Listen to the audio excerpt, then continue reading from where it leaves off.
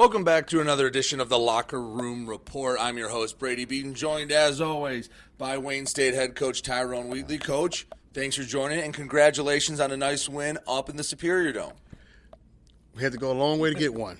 Yes, you did, and that's something that Wayne State struggled with the last handful of seasons. It's been a while since they've had a win on the road. It was back in October 2021 the last time they won a road game. It has to feel nice to get that first road win and to do it after a flat first half, a dominant second half.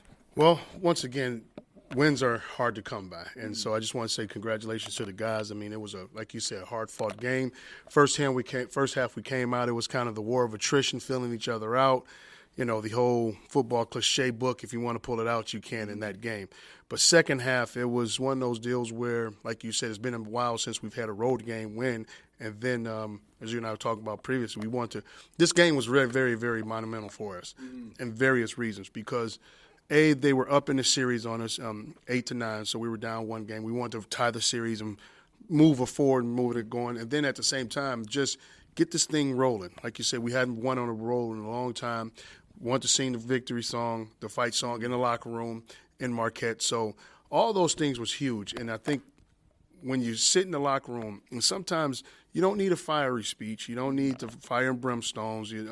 Sometimes it's just telling the flat old, great, honest truth about what's happening and then look the guys in the face and give them their time to do what they need to do. Who'd you think played well in the win? I think there were some obvious ones with Kendall, had some nice runs. Defensively, you got after them after that first drive. Who did you see played well when you went back and reviewed the film? Well, you go back and look at, I think Dion grew up really, so there were times early in the year where we were throwing go balls or those balls, and he would just kind of get faded out of bounds. He stayed, he stacked, and he fought, and he went up and got those balls. If it doesn't come down with the catch, then maybe it's a PI. He played really well. Like you mentioned, Kendall. You have to give it out to the young guy, Cox. He really, he still made some rookie and freshman mistakes. Right. But we always say, football will come looking for you. You don't have to go make a play. It's going to come and find you. And when it finds you, you better be ready. And he was ready in those instances, So he made, like I said, made a couple of good throws, made some good checks, made some good reads. But as a freshman, does he need some work to clean up? Yes, but, I mean, he still played a good game. The offensive line came out, made the adjustments, and they played pretty good going in. Defensively, I'm just going to tell you this.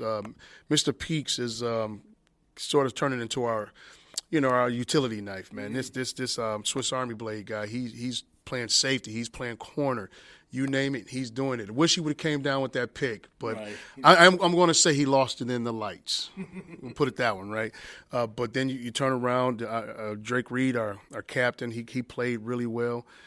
So, I mean, it was just a lot. Then we have to give it to my guy, number 45. He comes back after 2 games being down, gets the safety who sparks it and gets it going. So, I mean, it's a lot of guys, and that's what you want to be able to do after a game is sit here and just rattle off numerous of guys, right? Number of guys. And then don't want to get anybody upset, but it's just so many to name that you just want to say, once again, it goes back to it was a great complimentary football game.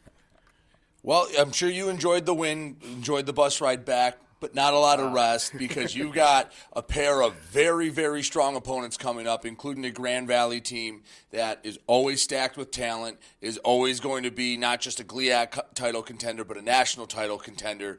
What do you see with this Grand Valley team? Because I know they've got some dudes in just about every position group. Well, I won't say it this week. They are not the carbon copy of what we've played, okay? Just say that, And here's the deal. When you talk about Division II football, they're the standard. Let's be honest with you. Let's be honest. They've done it year after year. They've done a great job of building that program of what it needs. It's just a system of just a rotating door. They never rebuild. They reload, right? They reload, and sometimes the caliber gets bigger. Right. And so they're the standard. And not only do you have to play sound football, hell, you have to bring your best game. Mm-hmm.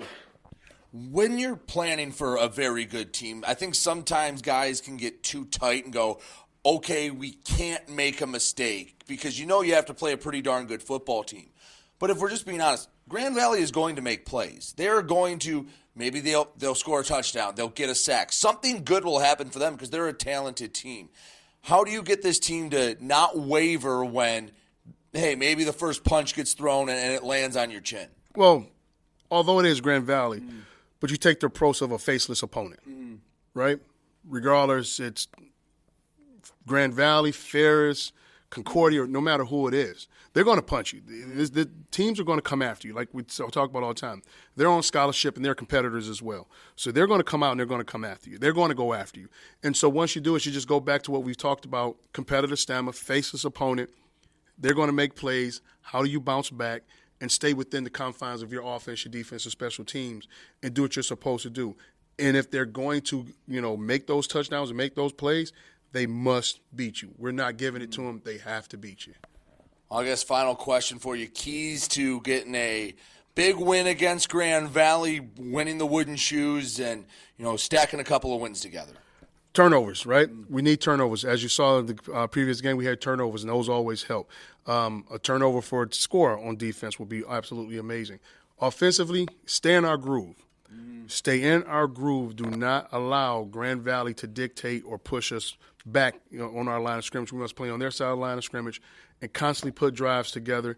There are going to be times where you're not going to make the big plays, but you must put together consistent drives. Keep the defense off the field and not turn the ball over. And special teams, do not give up big plays and flip the field.